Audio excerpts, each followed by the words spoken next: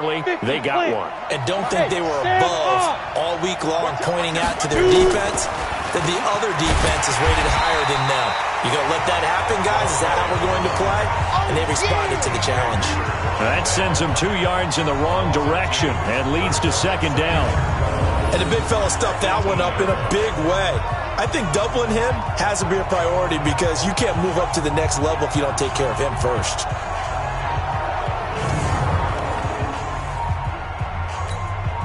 So the opening play of the drive goes backwards. Now they'll come up on 2nd and 12. Lock to throw on 2nd down. And this is going to wind up incomplete. The coverage there too strong on the deep ball, and now they face a 3rd down.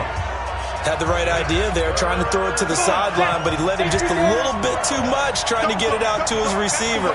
Ends up falling to the ground incomplete. Here's Locke. And he's going to be brought down. Back at his own 6-yard line. The sack there by Trent Murphy. You know darn well both of these teams reviewed the film and saw that this defense had 5 sacks last week. They got to keep their QB upright. And they're going to try their best to do exactly that. But they're facing a team where getting to the quarterback is a mindset. It's a mantra for them. And they play a game within the game. And you know what it is? Let's race to the quarterback and see who gets there first. So here is the home side to take over on offense. Well, they were intercepted the first time they had the football, but now they get it back, and it's still 0-0. And because of that, you know what the thought process is? Interception. What interception? It didn't really happen because they gave up no points. So go back on the attack. Go back and run the offense you believe will be successful. Find your playmakers and give them the football. In so many ways, throwing the hitch route is actually one of the safer things an offense can do. Get the ball out to the receiver as fast as possible, hope he's got man-to-man coverage, and hope that his athleticism wins on the perimeter.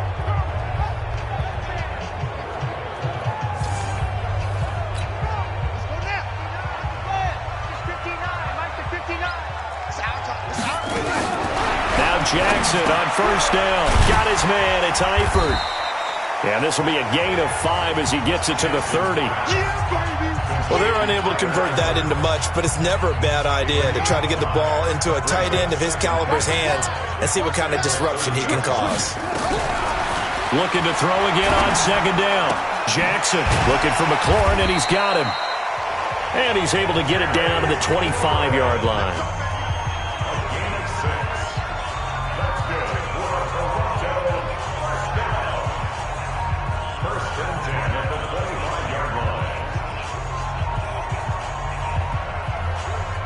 This quarterback now, after the pick on the last drive, 3 for 3 to start this drive. It's 1st and 10. Out of the gun, they give to Freeman. He's able to work free for about 6 down to the 18. Charles, they won last week despite him not running the ball well. They told us need to get him going. Runs like that help. And they talked to us about leaning on him because, as you noted, last week they didn't have to. Still won the ball game. They leaned on other people to give them the yardage that they needed. But they really want him to be that guy, and that's what they're doing early in this game. A gain of 5, good enough for the 1st down. Boy, he does it at a high level, doesn't he? Because when I watch him, I think of his vision. Straight ahead, peripheral. Also has that sense of where holes are going to be before they actually open. I think that'll help set him apart from many of the other backs in the league. And he's going to be brought down just shy of the 5 at the 6. No score after 1 on EA Sports.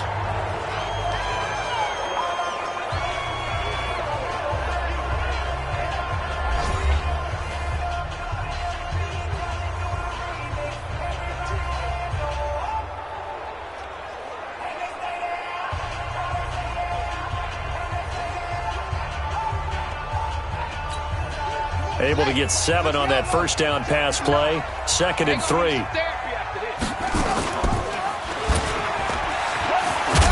he'll take it into the end zone for a touchdown. Tyree Jackson, his 14th touchdown now on the year, as his guys are first onto the scoreboard here this afternoon. Well, we had the scoreless first quarter of play. We sure didn't have to wait long into the second quarter to get some action on the scoreboard. So was the first quarter a feeling out process? I mean, that was an interesting quarter, wasn't it? Because we had some action, we had some good play, just didn't have any points. So now it's game on. Now after the touchdown, here's Elliott on to kick it away. This fielded at the 2. And he'll take this up past the 20 and down at the 22-yard line. So here are visitors to take over on offense. It hasn't gone particularly well for them. That's obvious. In these conditions, no points so far. They've got to get that offense on track. The question, how do they do it? It is the age-old question, isn't it? And to me, finding a way to make sure your playmakers touch the ball without it being too exotic. Meaning you don't have to go deep down the field. Maybe you hit them on those short passes on the perimeter. Make sure you just turn around and hand it to your best runner and get out of the way. Don't cause any extra stress on your offense. On 1st and 10, here's Locke. He rifles one that's intercepted. Picked off near the 34. And he will score. It's a touchdown. And remember, this is the #1 defense in the National Football League. There's a good example of why. Shows that they set an aggressive tone, not just stopping the run, not just getting after the quarterback, but the ball's in the air. They treat it like they're the receivers, and they went after that one and took it all the way. Elliott now to add the extra point. And it's good to make it 14-0. A heck of a play there defensively, getting the interception, navigating his way into the end zone for the touchdown. That's fielded in the end zone.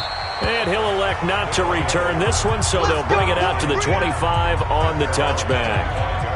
So here are visitors to take over on offense. Already down 2 touchdowns here in the first half. This becomes a pretty important drive, doesn't it? It certainly does, and a lot of the teams script plays. We know that, right? They have a script to start the ball game, and typically those scripts go between 12 and 24, 25 plays.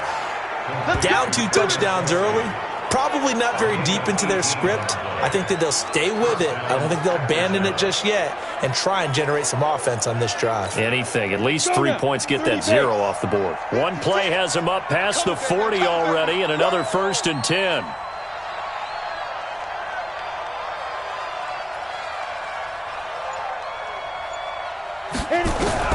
Throwing on 1st down is Locke. Nowhere to escape, and he goes down. Jdpickle-jamieca racking up sack number 12 for him on the year. Well, for last week's performance, which was so good, he was named NFC Defensive Player of the Week. He got a lot of praise, and understandably so, from national media. Looking pretty good on that play, too. And I love what he told us this week before the game. He talked about how much time they spend working on pass rush moves, every position, because anyone can go after the quarterback in their defense, and you can see how they've all absorbed their lessons. An incomplete pass on that last play, and that means they'll need to come up with something here on 3rd down. Locke going to throw. He's going to fire this thing deep right sideline. And unable to connect. Incomplete. I'll give them credit. They took their shot, but it's going to bring up 4th down. A lot of contact there, but there was no way it appeared that he was going to get a flag on that one. Looking for it, but he wasn't going to get it. And as an ex-defensive back, you love it when they let you play and jostle downfield.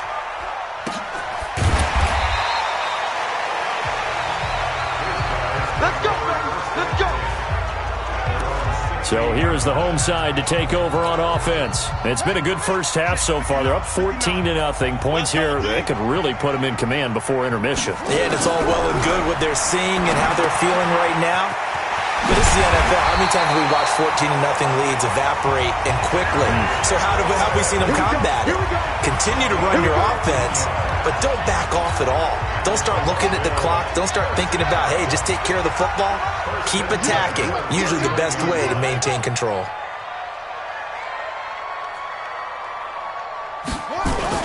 They'll run on 1st down. Freeman. And he'll scratch out only about a yard up to the 32. They tried a quick